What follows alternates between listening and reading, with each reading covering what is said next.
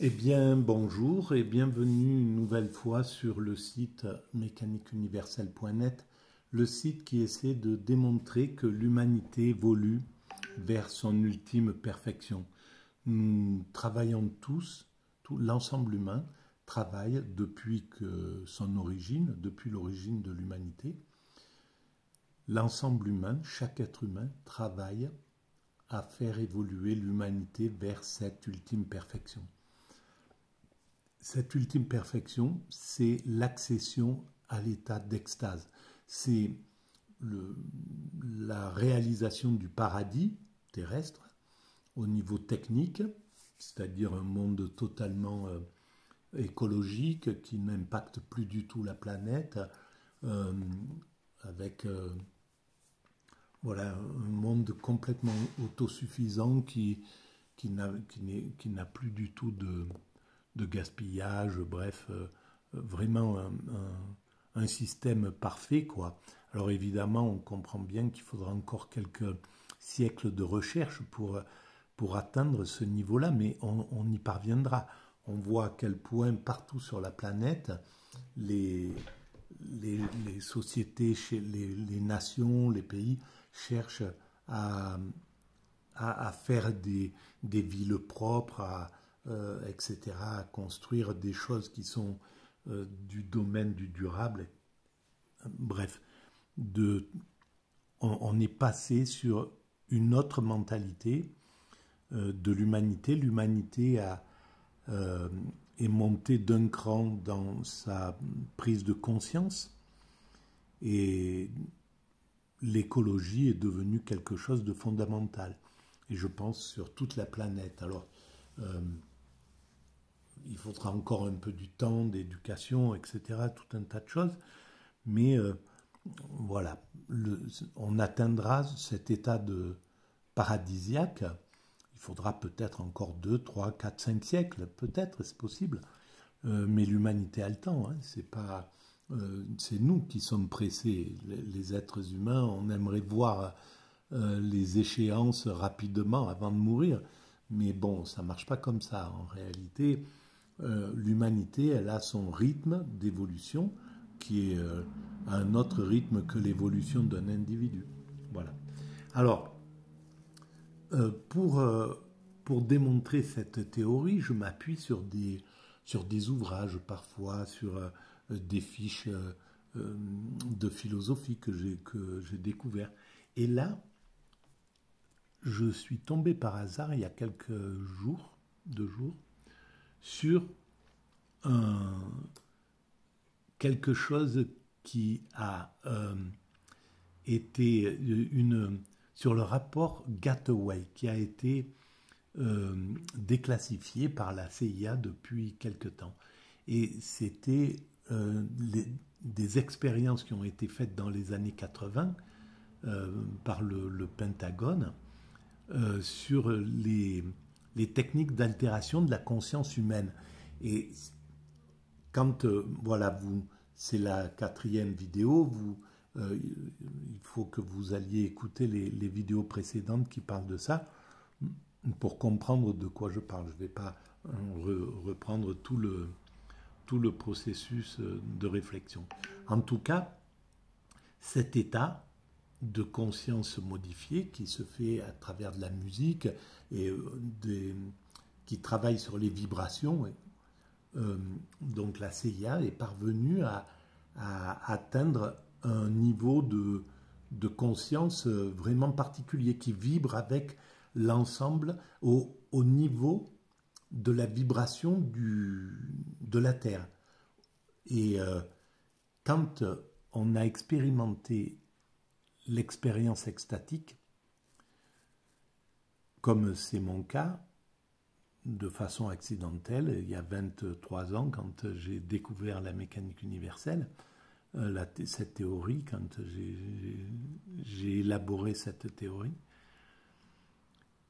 quand on fait cette expérience d'extase, on comprend que l'expérience dont parle Wine, c'était la personne qui a fait qui a mis en œuvre ces expériences-là à l'époque aux États-Unis. on comprend que c'est équivalent à l'état d'extase, en fait. Et l'état d'extase, c'est ce que cherche à atteindre l'humanité. Quand je parle de paradis, c'est surtout pour que les hommes puissent vivre l'état d'extase sans difficulté. Aujourd'hui, pour atteindre l'état d'extase, à part accidentellement comme ça m'est arrivé, il y a beaucoup de gens qui tombent en extase accidentellement. C'est un peu aussi similaire au cas de MI, d'état de mort imminente, etc. Et puis, mais si on cherche à l'atteindre de façon consciente, par la pratique, par l'ascèse, etc., c'est très, très... c'est douloureux,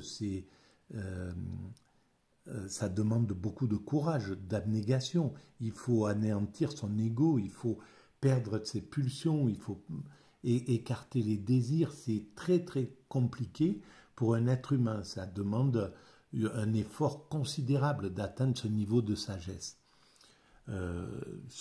C'est ce que recherchent les soufis, c'est ce que recherchent les bouddhistes, c'est ce que recherchent les moines zen, etc. Ils y parviennent, mais après des années et des années de pratique et de contraintes sur eux-mêmes, sur leur volonté, etc. Eh bien, dans l'état d'extase final de l'humanité, cet état sera possible très facilement, parce que l'ego aura diminué complètement et peut-être même se sera anéanti sur les 5 ou 6 siècles d'évolution qui nous restent. L'ego aura disparu et donc ça sera très facile pour l'individu d'être dans cet état d'extase. Et cet état d'extase est très très très particulier. Il entraîne des choses vraiment particulières. Moi, je n'ai pas pratiqué, j'ai simplement vécu cet état d'extase. Je ne savais pas ce qui m'arrivait, donc je n'ai pas pris conscience de la puissance de cet état. Je l'ai compris en sortant plus tard, en analysant, en me souvenant de ce qui s'était passé. J'ai compris de toutes les implications que ça entraîne, une sorte de liberté absolue, la fin de la peur, un corps qui jubile, qui est dans une sorte de jouissance permanente, etc., etc., et bien d'autres choses. Voilà, alors pour développer cette théorie, je vais continuer la lecture de ce site. Alors, la conscience n'est qu'un système superposé au schéma énergétique, écrit Wayne. Grâce aux mathématiques, chaque plan de cette grille peut réduire les données en une forme de dés. Notre esprit binaire est alors capable de les traiter et de les comparer à d'autres données stockées dans notre mémoire. Et c'est ainsi que notre réalité est formée. Voilà comment il analyse la conscience, en fait. La moitié droite du cerveau fonctionne comme la matrice primaire ou le récepteur de cette entrée holographique.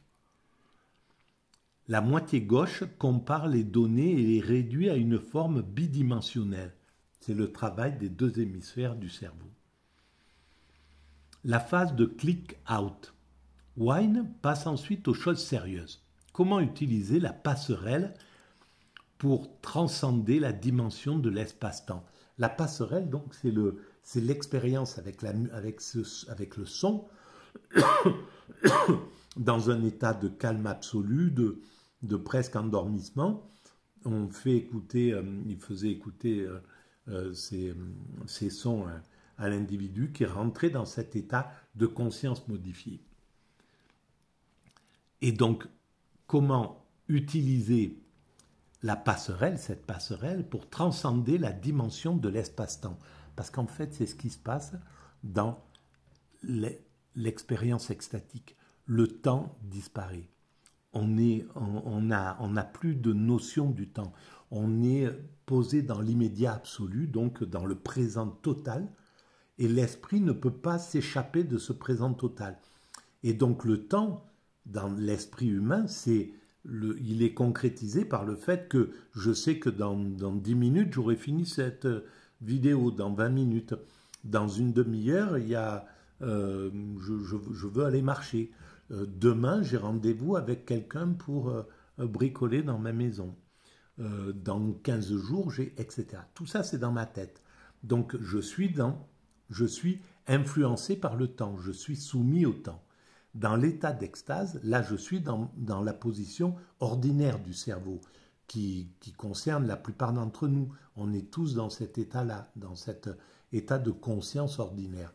Dans l'état de conscience extatique, on n'est posé que dans l'immédiat. On ne voit que l'instant présent.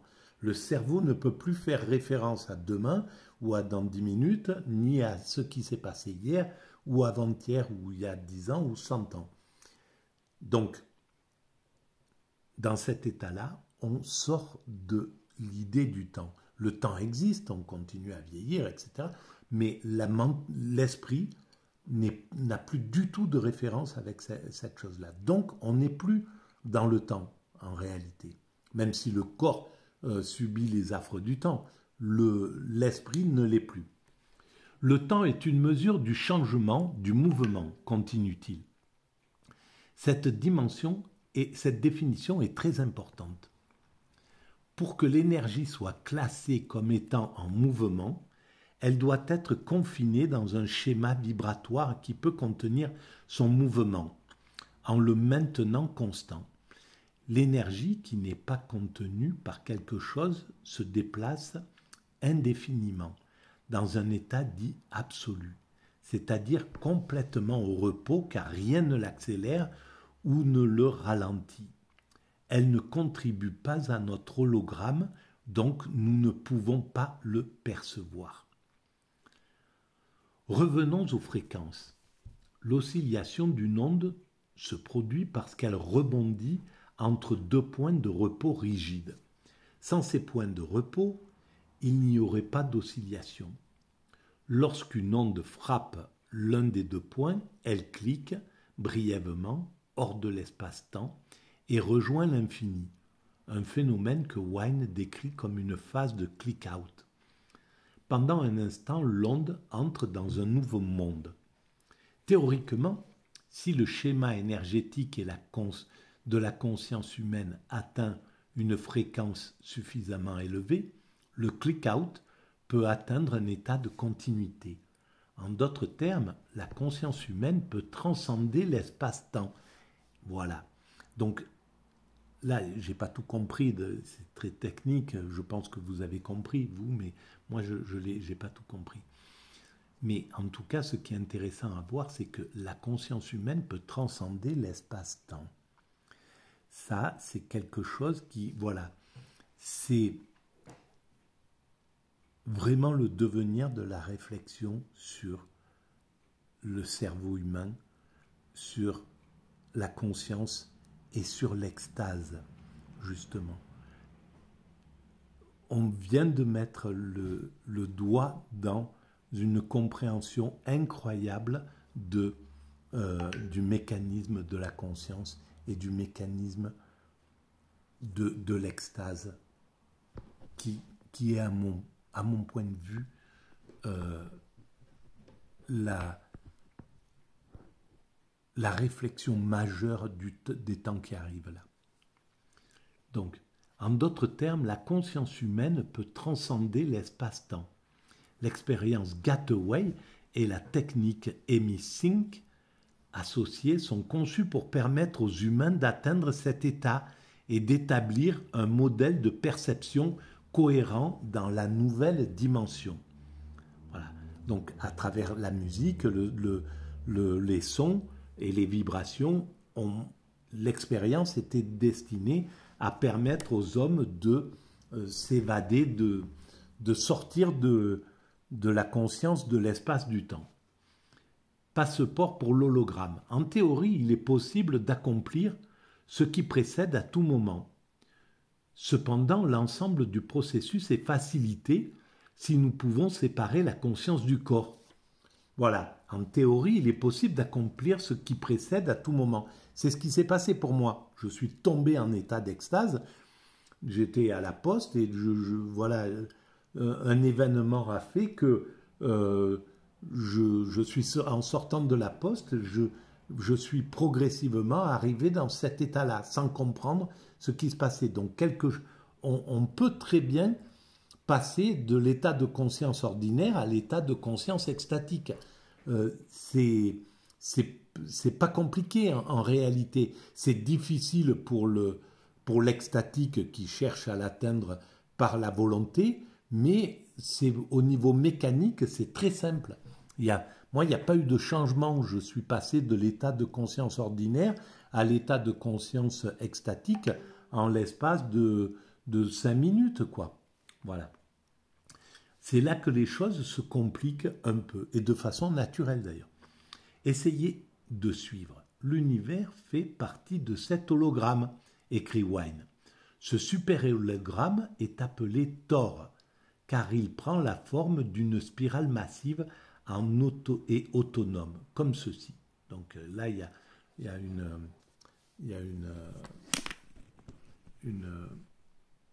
voilà, une idée. C'est ça, nous en sommes là. Observez attentivement son mouvement pendant un instant. Ah bah tiens, on va l'observer ce mouvement. Voilà. Observez pendant un instant ce mouvement. Il est là. D'accord. Voilà. Cette configuration de l'univers reflète la configuration des électrons autour du noyau de l'atome. Voilà. Alors les électrons autour du noyau de l'atome, ils naviguent dans le vide. Rien que ça, c'est très intéressant à comprendre, que la matière, c'est du vide. C'est comme ça que l'atome semble être dur, en somme, et fait que les objets que nous voyons, que la réalité a une matérialité. Mais en réalité, c'est comme si un noyau, l'atome, il y a un noyau, et le noyau, c'est une balle de tennis, par exemple. Et les électrons naviguent autour dans un rayon de 6 km. Voilà, il y a une balle de ping-pong, une balle de tennis, et des noyaux qui circulent sur 6 km pour donner l'image du vide, quoi, hein, parce que les électrons sont agités et tournent à une allure folle, donne le sentiment que nous sommes, qu'il y a de la matière. Mais en réalité, nous sommes dans l'illusion de la matière. Alors, cette configuration de l'univers reflète la configuration des électrons autour du noyau d'un atome. Les galaxies au nord de la nôtre s'éloignent de nous plus rapidement que celles au sud. Les galaxies à l'est et à l'ouest de nous sont plus éloignées. L'énergie qui a produit la matière, qui compose l'univers dans lequel nous vivons, reviendra tôt ou tard sur ses pas. Sa trajectoire est ovoïde, un principe également connu sous le nom d'œuf cosmique. Et, en se recroquevillant sur lui-même, il entre dans un trou noir, passe à travers un noyau d'énergie ultra haute densité et est recraché de l'autre côté d'un trou blanc et recommence le processus. Voilà comment il a expliqué cela à l'époque. Voilà. L'hologramme complet de l'univers, le Thor, représente toutes les phases du temps, passé, présent et futur. L'essentiel est que la conscience humaine, si elle est amenée dans un état suffisamment altéré, pourrait obtenir des informations sur le passé, le présent et le futur, puisqu'ils existent tous simultanément dans l'hologramme de l'univers. Donc il y aurait la possibilité de tout comprendre en somme, d'être au contact du passé, d'avoir conscience de tout d'un seul coup. Et dans l'état d'extase, on n'a pas cette sensation de tout comprendre le passé, etc., sous ses formes ordinaires, ce qui s'est passé au couronnement de Louis XIV, ou je ne sais pas, des choses comme ça. Mais on a un sentiment de totalité, d'être au contact, de vibrer au même rythme, et c'est ce que j'ai écrit de façon intuitive, sans avoir lu tout ça. Quand j'ai analysé cette expérience il y a 23 ans, j'ai écrit qu'on a le sentiment de vibrer à la même dimension que les particules élémentaires. On vibre à la dimension de tout ce qui compose l'humanité. Et c'est pour ça qu'on est en fusion avec tout ça. Et donc, en fusion avec tout ça, il est possible que, en étant au contact pur de nos particules élémentaires, ces particules élémentaires, on sait qu'elles peuvent communiquer avec des particules élémentaires à des milliards de kilomètres de distance, c'est ce que nous disent les scientifiques. Et donc, il est possible que qu'on soit au contact finalement de toute cette création dans cet état-là. Après, je ne sais pas comment ça se passe, mais c'est pas idiot de le penser, quoi. Wayne soutient que même après